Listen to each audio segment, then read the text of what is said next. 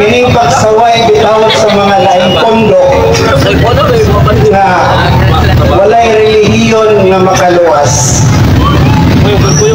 So, aduna tay balaod nga ginatawag nga freedom of religion.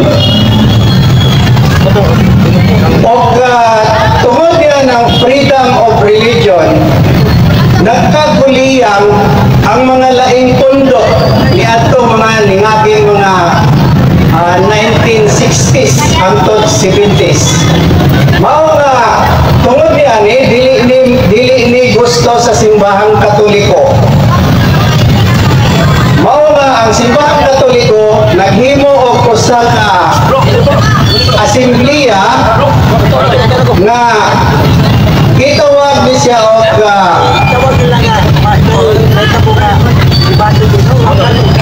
usa ka unity gikan sa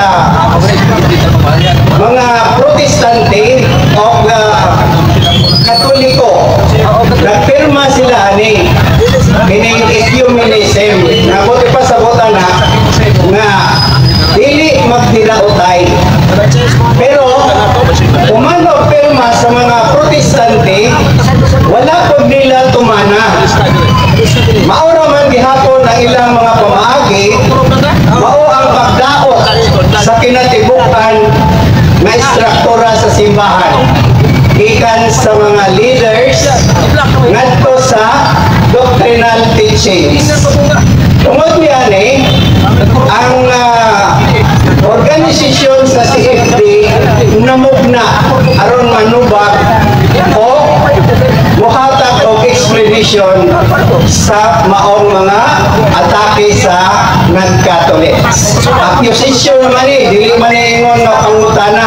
I-accuse na nila, i-undermine na nila ang simbahang Katoliko sa pagtuo na sila gyud daw ang nagatuman sa kabubuton sa Dios, lagda sa Dios, o sila gyud daw ang tinuod na katawhan sa Dios. So, sa akong apil-apil sa maong kalihokan, dili padugay diya sa akbang sa 7-11. Gikan ni sa 95.1 FM kay naman po tayo programa diha. Maoy among nalagyan nga naay nagwali nga nag-ingon nga dili na kinihanglan ang relihiyon. Walay relihiyon nga makaluwas. Tuo lang ka kay Kristo o ikaw maluwas. So, mao ni ang iyang statement. Mao na, sulti pag yun siya nga sila sa born again. Luwas na. So, luwas na nga buti pasabot, disclosure na kasiguruhan na. Di isip listener, nangutan na ko sa iya kung tinuod ba na ang relihiyon wala na importansya. Ingon niya, oo, ang simbahan dili na na importante, ang relihiyon dili na na importante. Kami sa born again luwas na. So bila mga istorya, isip listener, nangutan na ko sa iya, ha? Pastor, pwede ka pangutana? Kaya nag-ingon man ka nga ikaw luwas na, na-attract ko sa imuhang presentation. Pero gusto na kong mangutana tungod kay walay tao nga dili gusto maluwas sa iyang pagtuo. Nya, kung sa may imong pangutana, basi magka-problema nako dili man kay mangutana roman. Ring subot siya. Primero na, una na kong pangutana ingon ani. Nag-ingon man ka na kamo luwas na. So, public ang imuhang pagka-present ni ani, no? Daghan na minaw, gani ako, sana. Ang akong pangutana ingon ani, asa man ibutang sa Diyos, ang mga taong naluwas na. Nag-post siya gamay. Tapos ba daw yung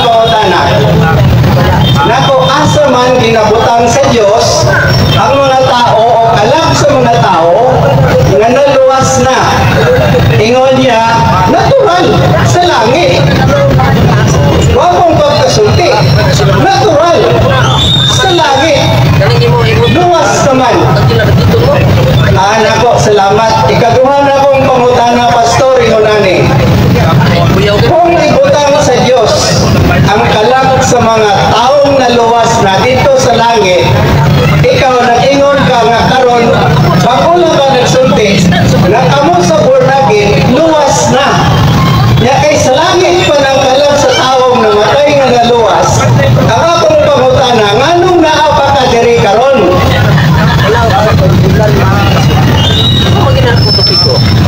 Giingnan ko niya nga pilosopo man ka, amo ni programa, may permit ni.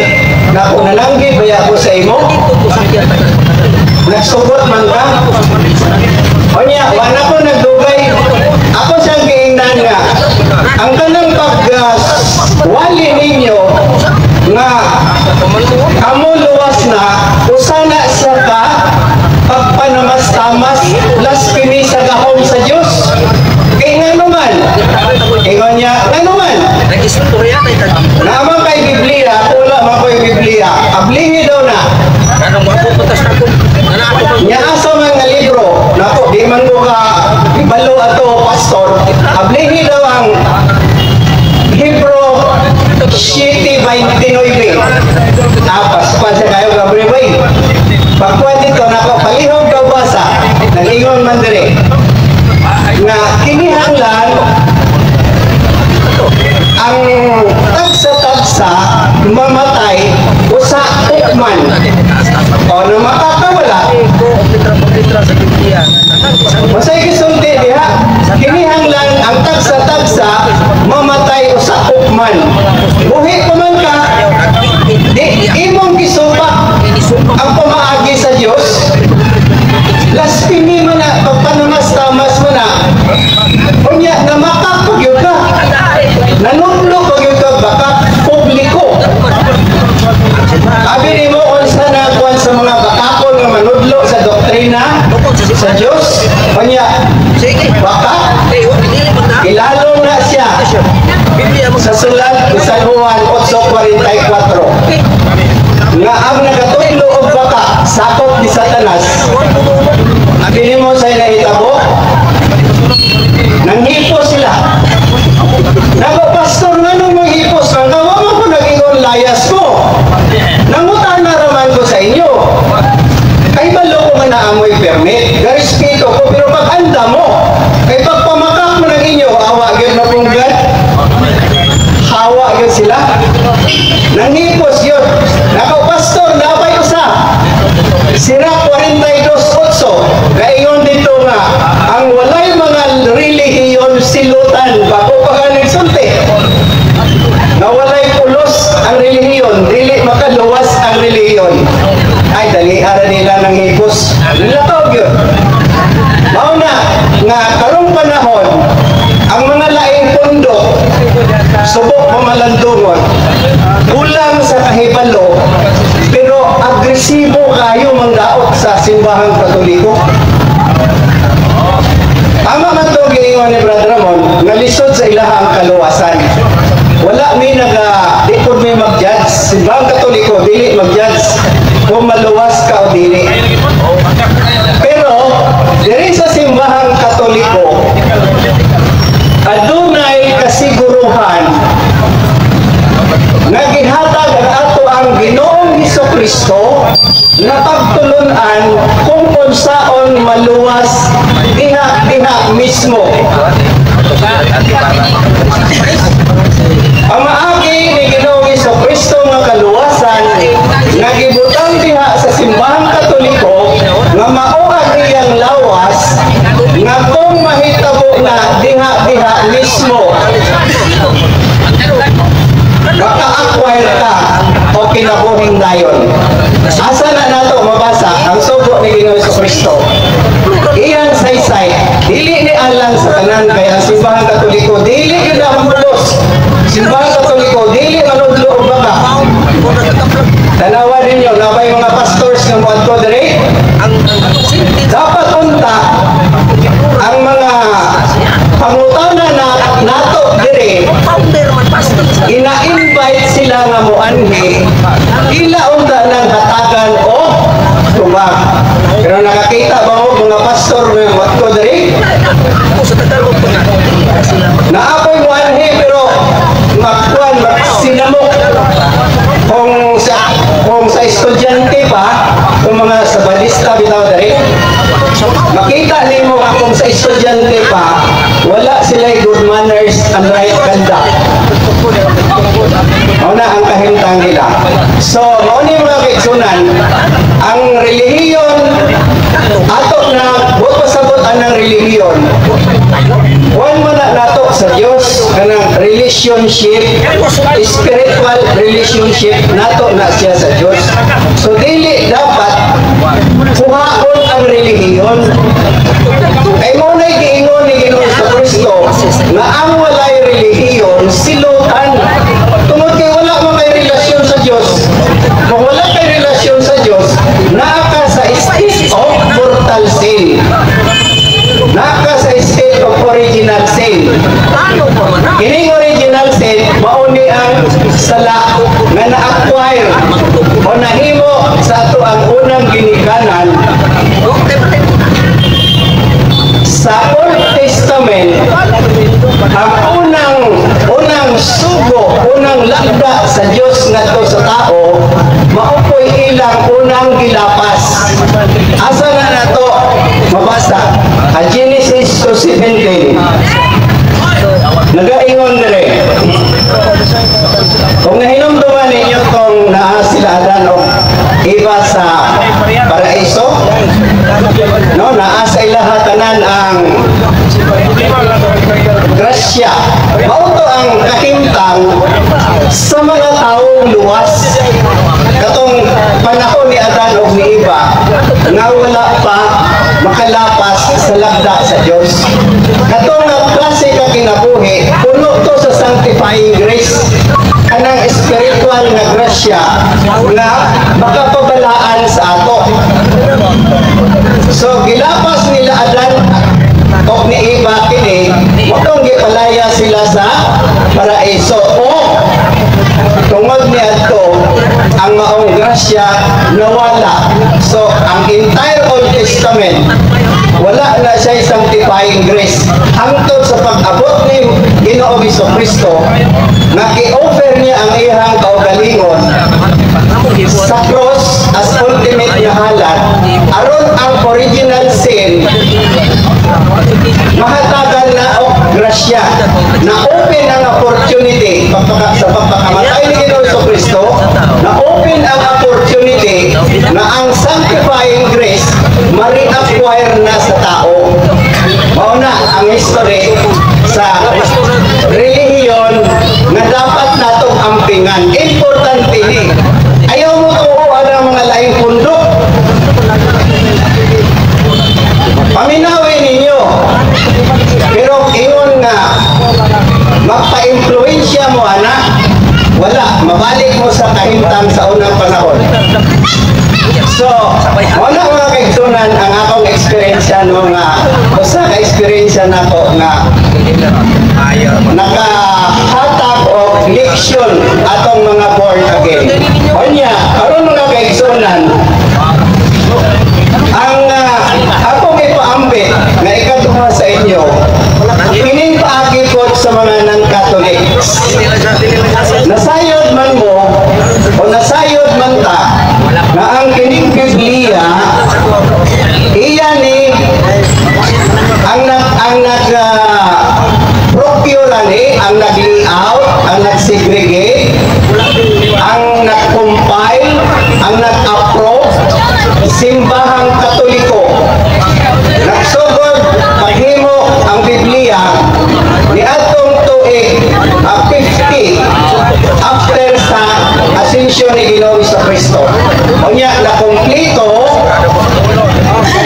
16th century dito na printing, nagawas na ni.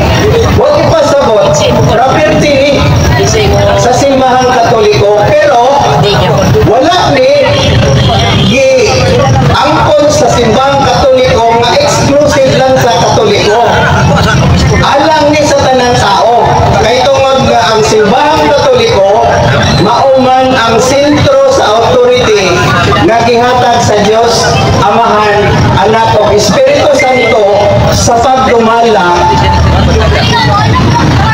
sa tibuok katawhan sa Dios o sa kaluwasan sa tanang tao. Buot sa Dios, isulti ni Bro Ramon ganiha. 1 Timoteo 2:4 nga buot sa Dios luwason ang tanang katawhan. Mauna ang iyang general principle. Pero natuman ba ni? Wala. Ngano man? Ipahayag man ni Ginoong Jesucristo nga adunay impierno. What pasabot? Dili tanang tao maluwas. Pero walay sala ang Dios, walay sala ang simbahan. Kung dili ang tao na mismo tungod sa free will nga gihatag sa iya. Dili siya pwede pugson sa simbahang Katoliko. Kung gusto nimo maghimo og dautan, naana sa imo ay naana kay free will. Kung gusto nimo mahulog ka sa sala o tanang mga bisyo gawa sa simbahang Katoliko, balik ka sa simbahang Katoliko, anaon ka, gakson ka sa simbahang Katoliko. Ana ang kahintang sa simbahang Katoliko. Karon, kining Biblia, imbis unda nga pasalamatan sa laing mga pundo, kay naa sila'y magamit, unsa may ilang gihimo, gumaon nila ni. Dayag sa ato karon, ma-TV man, ma-cellphone man, ma-magazine man, nga ginagawa nila ni.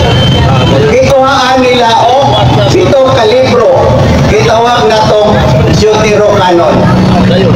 Unsa man ang gahom sa mga protestante nga magtanggal ani, nga mag-disregard sa Deuterocanon, nga wala man sila'y contribution bisag isa ka litra, wala sila'y nahatag nga contribution diri, bisag ang question mark, bisag kama, bisag isa ka litra, wala sila'y natabang, wala sila'y na-contribute aron kining Biblia mahimo nga balaang libro alang sa tanang tao.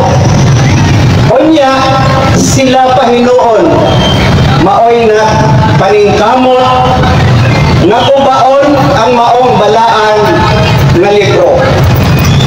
So, kano sa man nagsugod nga gitanggal nila ang 7 ka libro. Abi ninyo mga leksyonan, kining Deuterocanon o 7 ka libro, nagsugod ang krimen ni aning mga protestante ay ilamang gisunod ang paagi ni Haring Akiba. Si Haring Akiba, usa na siya ka Hudiyo.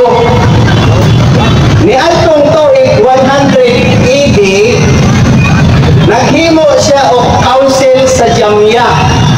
Dito sa part gyapon na siya sa Israel. Unya, ang mga katawhan dito, ang mga sako, puro mga Hudiyo. Sila ang nagdesisyon nga dili i-appeal ang 7 books kay dili daw na siya inspired. Nakumpleto naman sa simbahang Katoliko. Unya ang nag-lead ani sa pag-compile mao si Pope Damaso o si Saint Jerome. Mao ni mga kaigsunan nga isa nga mahatag namo nga input para sa inyong mga Katoliko. Abisan pa dili Katoliko. Kini nga mensahe alang ni sa Katoliko o sa mga Protestante, pero more on Catholics ang impact ni ani. Unsa man di ay na human si Ginoong Jesucristo namatay, nabanhaw siya no. Before sa iyang ascension sa langit, iyang ingnan si San Pedro. Pedro, gigugma mo ba ako? Nakuha ninyo na no? Nadunggang na ninyo? Oo, Ginoo. Gigugma ko ikaw. Ati man na alako mo ng karnero. 3 times, ipangutana ni Ginoong Jesucristo si San Pedro, kung gihigugma ba niya si Kristo. 3 times po na nagsulti si Kristo, ati man na ang akong mga karnero, bakanta o ati man na ang akong mga karnero, ati man na ang akong mga karnero sa katapusan kay gayon. Karon si San Pedro, pare, kaya naman, sa Hebrew 3:1, si Ginoong Kristo, Pangulong Parikman. So, ang katawhan sa Diyos, naagin na siya pare, gikan sa Old Testament. Maka-justify niya ng mga CFD. Bisan pagkinsang pastor, bisan pag magtapok ng mga pastor, 1 million ka mga pastor. Pwede ato bangon sa usa ka CFD para i-justify nga tinuod nga katawhan sa Dios adunay pare dili ka ng Protestant pastor. Ang iatagan sa Dios ug lahom sa pagdumala, leadership of teaching, mga kaparian kay tungod si Ginoong Kristo pangulong pare. Dili man pwede nga pangulo ka nga pare, kunya ang imong mga sakop, Protestant pastor, pwede ba din na? Hindi na pwede. O nga, sige sa Kristo, Pangulong pare, natural na agay sumusunod niyang pare. Ano pa? Si San Pablo sa Roma 15:16, mayon, nag-alagad ako, isip pare, sa ilalong pagdumala ni Ginoong Kristo. Importante pare, dili Protestant pastor. Wala tayo mabasa sa Biblia na ang Diyos nagtudlo o usa ka Protestant pastor na mao'y mag-administer sa kinatikukan niyang katawhan sa tibuok kalibutan. Samot na sa eternal nga kaluwasan.